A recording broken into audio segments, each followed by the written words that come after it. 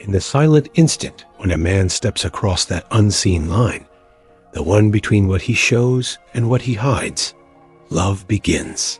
But only if he dares to remain there. Most never notice that moment. It happens quietly, in a heartbeat, when passion meets psyche and the mask he wears begins to tremble. That's the place Carl Jung called the meeting of persona and shadow, and it's where every man's secret storm begins. What unfolds within him isn't just attraction. It's the collision of power and vulnerability. For generations, intimacy has been reduced to something simple, a touch, a rhythm, a release. Yet Jung's psychology reminds us that nothing about love or desire is ever simple. Inside every act of closeness, there lives an unspoken battle between the self he wants to be and the self he fears he is. Behind his calm breathing and quiet eyes, whole emotions swirl that he can't put into words. He might not confess it, not to his lover, not to his friends, not even to himself, but the silence after intimacy often speaks louder than any words. Beneath that silence lies a fragile question. Did she see me? Really see me? Jung said, until the unconscious becomes conscious, it will direct your life, and you will call it fate. Nowhere does this truth reveal itself more clearly than in intimacy. When a man enters a woman, it's not only his body that moves, it's his psyche stepping into the mirror of another soul. The lover awakens, proud and alive. The child trembles, craving acceptance. The warrior fights to hold control. All three surge together, creating both the power that drives him and the fear that exposes him. We're about to uncover the first of 5 hidden Jungian truths that explain what truly happens inside a man in those moments. But before we continue, make sure to subscribe to my channel, SYC Soul, and tap the bell so you don't miss the next layer of understanding in the coming videos. Like and share this if it speaks to something deep within you. Now, let's step into the first hidden layer, where strength meets fragility and desire becomes a mirror of fear. The very first emotion that rises within a man in the moment of intimacy is not just pleasure. It's a strange blend of pride and fragility. It's as if 2 powerful currents collide inside him. One declaring, I am strong, and another whispering, I could break. He feels chosen, wanted, his masculinity confirmed through the trust a woman gives him. And yet, in that same heartbeat, he also feels exposed, uncertain whether he is truly enough. Carl Jung would call this the collision of archetypes, the lover, the child, and the warrior, each demanding a voice at once. The lover basks in warmth and desire, proud to be seen. The child aches for comfort and fears rejection. The warrior insists on control, refusing to reveal weakness. All of them live within him, struggling to exist in harmony. That's why intimacy can feel so contradictory. Passion followed by silence, closeness followed by retreat. What looks like confidence on the surface often hides quiet self-doubt. When you see hesitation in his eyes or a sudden stillness afterward, it's not always disinterest. It's the unspoken question echoing through him. Was I enough? Did she truly feel me? Or did I fail to reach her heart? He may never ask it aloud. Instead, he'll seek the answer in your body, in the way you hold him, or in the distance that suddenly grows between you. Some men wear this vulnerability like armor. They exaggerate their strength, boast, or act untouchable, not from arrogance, but from fear of being seen as fragile. Others let their walls fall, risking to be known completely. Those are the men who discover that real connection doesn't come from dominance, but from surrender. Jung taught that what we resist persists. When a man resists his own fragility, it doesn't disappear. It hides beneath pride, returning as projection. He may blame his partner, imagining she's judging him, when in truth, he's judging himself. But when he learns to accept both his strength and his uncertainty, he steps closer to what Jung called individuation, becoming whole, not perfect, but real. For women, Seeing this balance matters deeply. Intimacy isn't simply about release. It's about recognition. When you honor both the force and the fear within him, you don't just meet his body, you meet his truth. And that's where real love begins. Now, let's move deeper into the second hidden layer, where that silent search for validation takes root and quietly shapes how he loves. When the moment of closeness fades and silence takes its place, something begins inside a man that few ever see. It's not about lust anymore. It's about recognition. He looks at her face, her breathing, her stillness, searching for something invisible. Did she feel moved? Did he matter in that moment? He isn't just waiting for praise. He's seeking reflection, a confirmation that he was truly seen. Carl Jung believed that every soul seeks wholeness through mirrors, through people who reveal the parts of ourselves we cannot face alone. A woman's eyes become that mirror for a man. When she looks at him with warmth, something deep inside settles. But if her gaze turns distant, a quiet ache begins to grow. It's not simply ego. It's the unconscious craving to be validated, to feel worthy of the love he desires to give. Many men confuse this need for validation with strength. They chase achievement, success, attention, hoping each victory will silence that inner uncertainty. But no success ever fills that silence, because what he's really seeking cannot be earned. It must be received freely through connection. And when that validation doesn't come, the mind begins to twist it into doubt. Maybe I'm not enough. Maybe she's thinking of someone else. Maybe I should pull away first. This is how distance begins, not from anger, but from fear of invisibility. And yet, Jung would remind us, what we fail to accept in ourselves, we are destined to repeat. Until a man sees that his worth isn't dependent on another's reaction, he will live chasing every glance, every sigh, every unspoken approval, trying to fill a space only self-awareness can complete. Have you ever felt this truth while listening? That strange pull between strength and needing to be seen? If you're connecting with what you're hearing right now, let me know in the comments. Tell me where you're watching from, and if these reflections echo something real in your own story.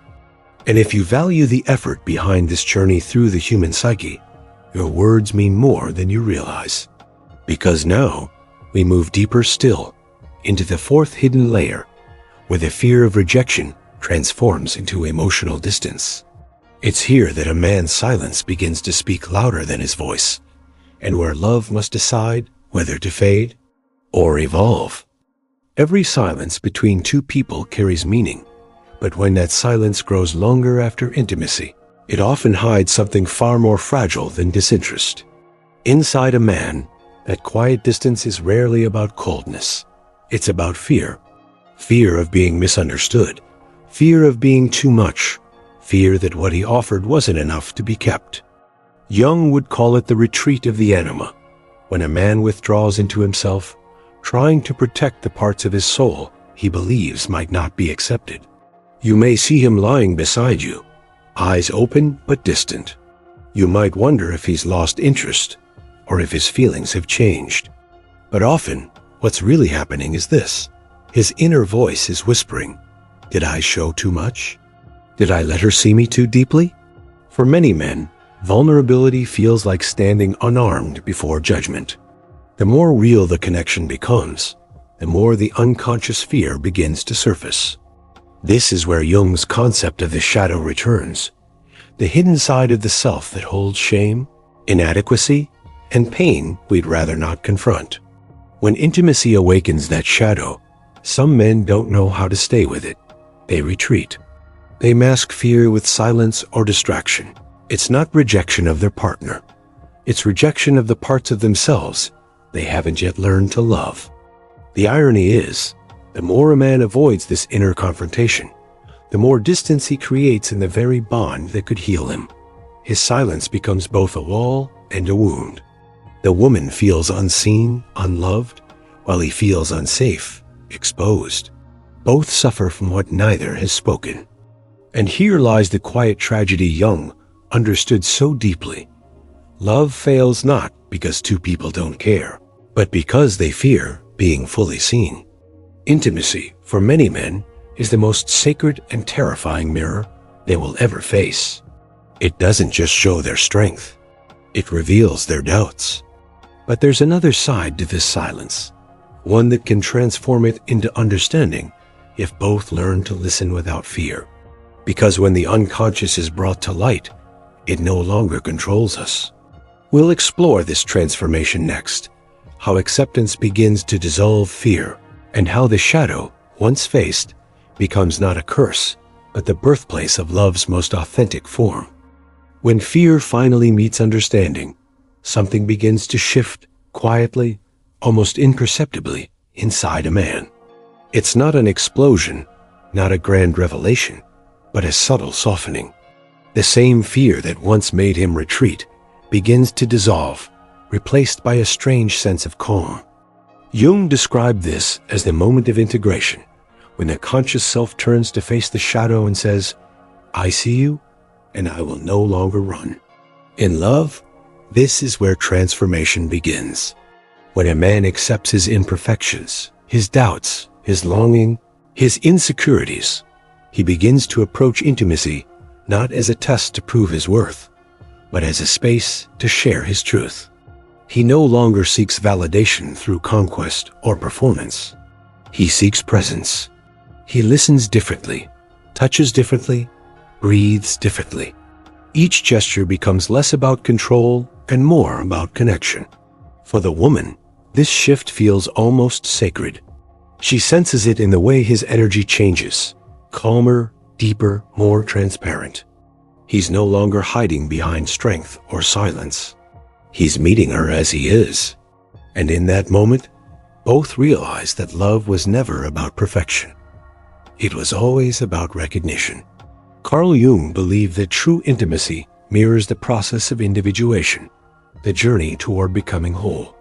Every time a man faces his inner conflicts instead of suppressing them, he awakens another layer of consciousness. Fear turns to empathy. Desire turns to devotion. The need to be admired transforms into the capacity to give without demanding in return. Yet this awakening isn't a single event. It's a practice. He will still stumble, still question, still feel the pull of his old defenses. But awareness changes everything. Once light has entered the dark corners of the psyche, nothing there can ever rule him the same way again. And when two people meet with that awareness, when neither demands the other to fill their emptiness, love stops being a dream of completion and becomes a shared act of creation. Two souls, still imperfect, walking together towards something more conscious, more alive.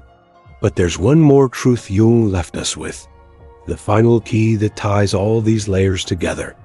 It's not about what happens between a man and a woman, but what awakens within them through each other. And that's where we go next, into the heart of conscious union, where the self and the soul finally meet. When two people have faced their shadows, their love no longer belongs to the ordinary world. It begins to breathe with its own quiet intelligence, something Jung might call the union of opposites, the alchemy of souls. In this space, love is no longer about possession or validation. It becomes awareness itself, a mirror through which both can see who they truly are. The man who once feared exposure now feels peace in being seen. The woman who once longed to be understood no longer questions her worth. They have met not as roles, not as protector and nurturer, not as pursuer and prize, but as two reflections of the same consciousness. Their intimacy transforms into something wordless, timeless. Touch becomes language. Silence becomes communion. Jung believed that when the masculine and feminine energies unite consciously, they give birth to something divine, not a perfect relationship, but a living bridge between the personal and the spiritual. Every misunderstanding becomes an opportunity for growth. Every vulnerability becomes a door to empathy. And in that sacred rhythm, both evolve, not toward each other, but through each other. What once began as physical attraction now reveals itself as a deeper calling, the instinct of the soul to know itself completely. Love, in its truest form, isn't found, it's awakened. It isn't owned, it's experienced. And once awakened, it changes everything. In this consciousness, there's no longer him and her, only the shared awareness that moves between them. They don't complete each other, they expand each other. The shadow, once feared, becomes an ally. The wounds, once hidden, become wisdom. And in that gentle acceptance, the psyche finds what it was seeking all along: wholeness. Carl Jung once wrote, "The meeting of two personalities is like the contact of two chemical substances. If there is any reaction, both are transformed." That transformation is the essence of conscious love, the point where desire transcends form and becomes understanding. If you've walked with me through all these layers, you've glimpsed what Jung meant by the sacred meeting of souls. To keep exploring these unseen dimensions of the human heart, make sure you subscribe to SYC Soul, tap the bell icon, and share this video with someone who might quietly be searching for meaning in their own connection. Because perhaps, in the end, love isn't something we fall into, it's something we awaken to.